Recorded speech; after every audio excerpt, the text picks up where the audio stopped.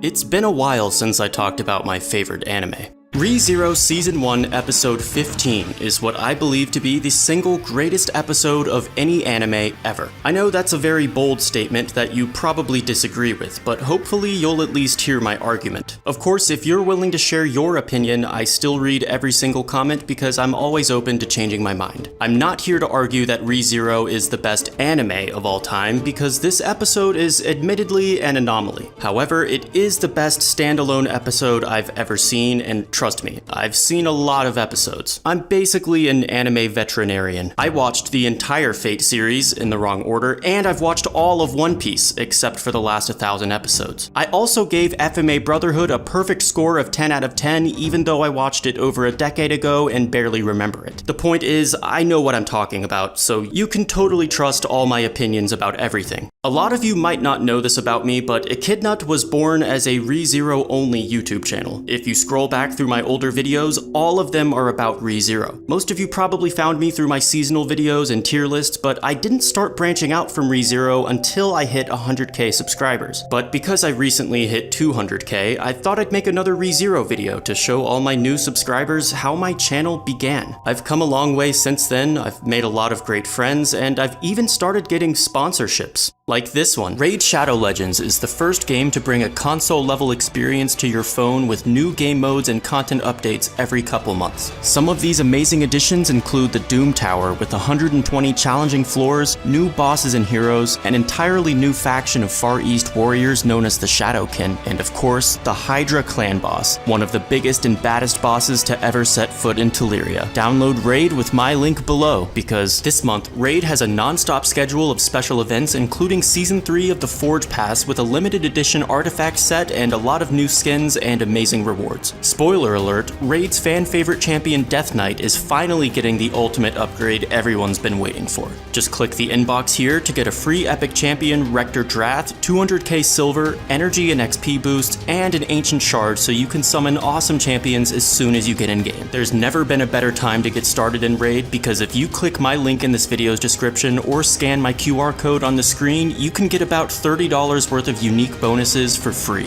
Thank you again to Raid Shadow Legends for sponsoring this video.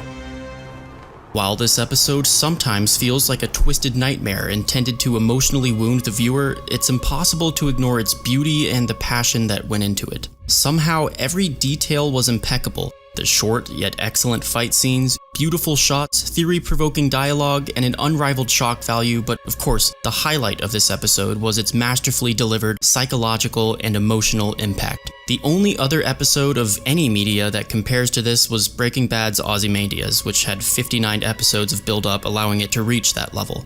But what allowed episode 15 of Re:Zero to flourish was the collective passion and genius from every party involved in its production. The writing, direction, music, and voiceover individually surpassed the pinnacle of perfection, but for all those pieces to also come together and complement one another was nothing short of a miracle. If this episode had even the tiniest flaw, it would have stood out like a sore cock. So I think a lot of luck was involved as well, but the most notable contributor to this episode's brilliance was the groundbreaking standard of cinematography that Re:Zero both introduced and retired in this episode. It came out of nowhere, left a dazzling impression, and then disappeared forever. This episode was truly an anomaly that won't be outclassed or replicated anytime in the foreseeable future. As a series, Re:Zero's primary strength was always the author's exceptional creativity, which naturally made it difficult for the anime to rival the source material. But this episode blew right past it and improved upon it in ways that have never again occurred in this anime. For the first and only time in Re:Zero, this episode made the source material its bitch. I could talk about it for hours, but I want to keep this video short, so without further hype, let's go ahead and analyze the masterpiece episode that made Re:Zero my favorite anime.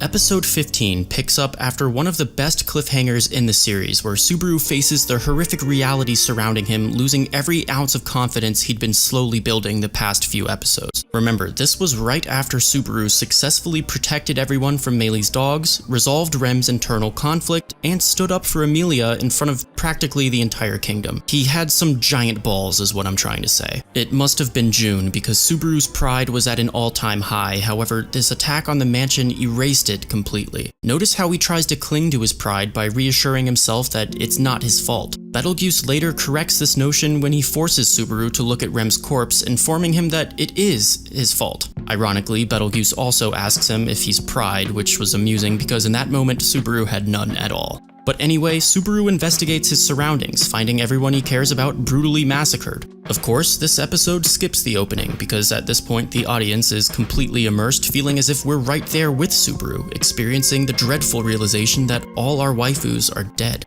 Although, I guess that isn't too bad considering my waifu has been dead for 400 years at this point, but my point is that it would have been irritating if they stuck the opening right in the middle of that. Plus, giving the audience time to process what they were shown probably would have broken the immersion. I know that might seem insignificant, but when we're talking about a masterpiece, every detail matters. Subaru dies a mysterious death and then respawns again at the Appa salesman, looking even more confused than us viewers. He's obviously traumatized, yet conscious enough to hug Rem out of pure desperation, giving us viewers our only moment of relief in the entire episode. Rem's character was beginning to shine a lot more at this point in the story, but this part of the episode did a fantastic job emphasizing how valuable Rem is to Subaru. It's heartbreaking, bittersweet, and uncomfortable to watch because us viewers and Subaru both know that something terrible awaits her, and the outcome isn't likely to improve if Subaru remains in his current state. The previous arc spent a lot of time building up Rem's animosity towards the witch cult, making her confrontation with them here a lot more significant. Rem finally comes face to face with the source of all her life's hatred, yet all she cares about right now is protecting Subaru. So instead of hatred, she's fighting the witch cult because of love, and I thought that was pretty poetic. Also, this brief action sequence was beautifully choreographed and very visually pleasing. Anyway, after the witch cult was built up for 15 episodes, we finally get to meet one of its leaders, which recontextualizes everything we've been hearing about the organization and puts a face to the villains in our imagination. But we already know that the witch cult is evil and crazy, so Betelgeuse fit the description we imagined he would have, yet he still shocked us despite meeting our expectations. Also, if Betelgeuse was in any other anime, he probably would have been laughed at. In theory, his character is so over the top and silly, it should have been a challenge to take him seriously and almost impossible to be afraid of him. But instead, what ReZero gave us was the greatest introduction to a villain in anime history. Until now, the focus of this episode was Subaru's broken mental state, but Betelgeuse makes him look totally sane in comparison. He quickly establishes himself as the ultimate maniac who spews out ridiculous nonsense about love and sloth, and yet, somehow, a lot of it makes sense. Betelgeuse has this obsession with the witch that feels oddly reminiscent of Subaru's obsession with Emilia.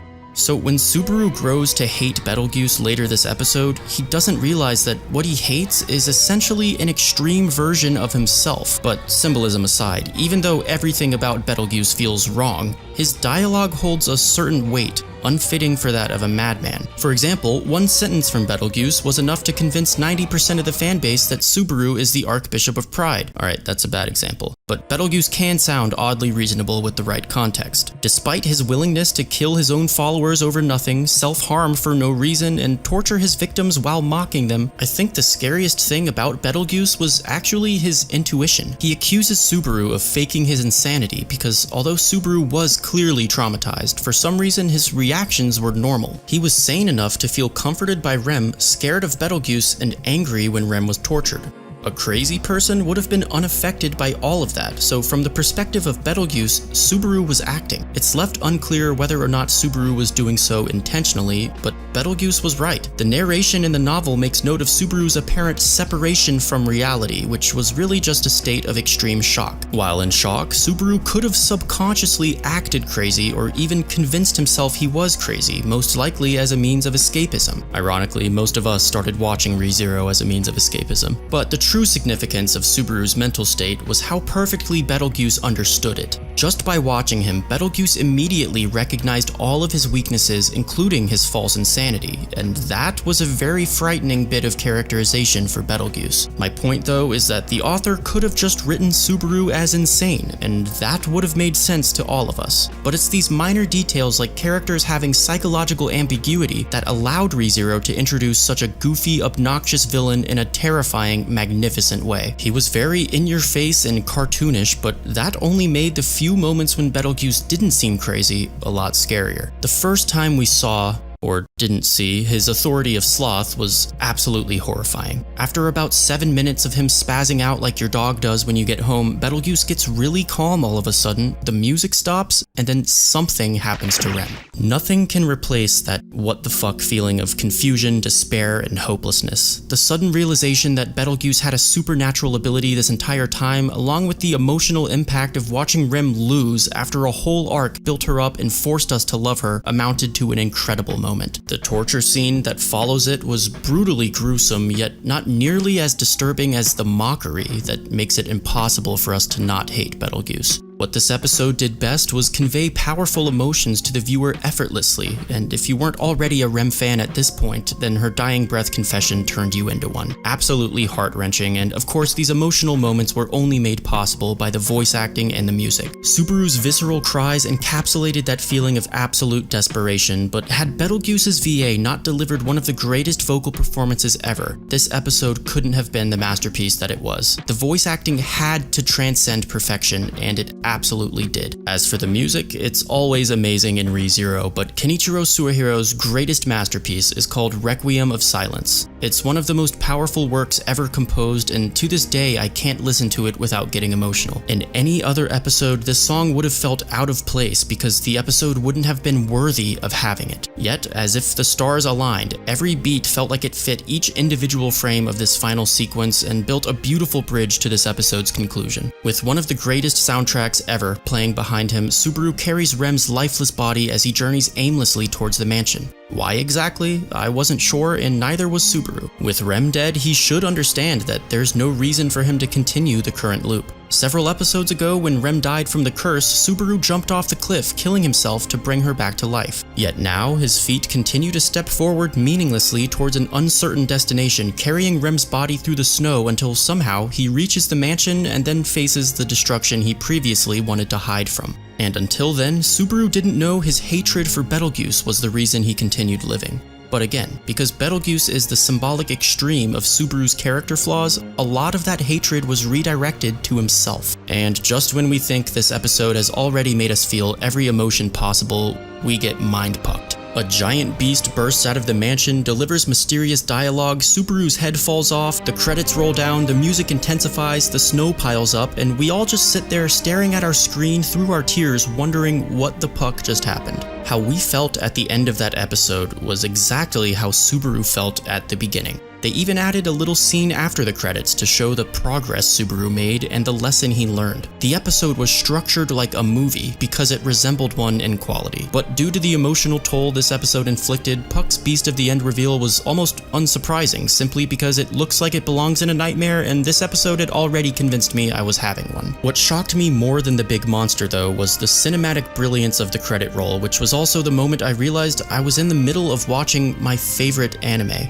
Not only was I amazed by what this episode meant for the story I just became extremely invested in, but also how its quality transcended anything I'd ever seen before. After the roller coaster of emotions they packed into what was already a masterpiece, the way it concluded was beyond my comprehension. Honestly, if the series ended right there, I wouldn't have been mad because I knew immediately that nothing would ever top this episode. A lot of Re:Zero fans prefer episode 18, and believe me, that's also one of the best anime episodes I've ever seen, but episode 18 isn't shit compared to this one. And they knew that too. Re:Zero doesn't do rolling credits unless they know they've made a truly phenomenal episode, or if they're trying to replicate one. The Value of Life, for example, was certainly a phenomenal episode, but it was supposed to rival the quality of episode 15 and was even modeled after it. It copied the exact structure of season 1's masterpiece, yet couldn't match its quality. Although The Value of Life did become one of Re:Zero's best episodes, it's also evidence that episode 15 can't be replicated. Of course, the production team was different, but I don't think even the original team could make another episode 15. Like I said, it felt like a miracle how every element complemented the others as flawlessly as they did, and I'm not saying the quality was accidental, but I do think a certain degree of luck was necessary to accomplish that. I'm a huge fan of Re:Zero, and I really loved season 2, but what it lacked was a distinctive masterpiece episode. And Omega, but anyway. I'm not a film expert or anything, just someone on the internet internet with an opinion. If you agree with it or disagree with it, please let me know in the comments. I'm like the only YouTuber that still reads all of them because, I don't know, maybe one of you will change my mind. I'm gonna have some more seasonal anime videos coming soon, but thank you for watching. I'm out for now. Keep talking about ReZero. Peace out.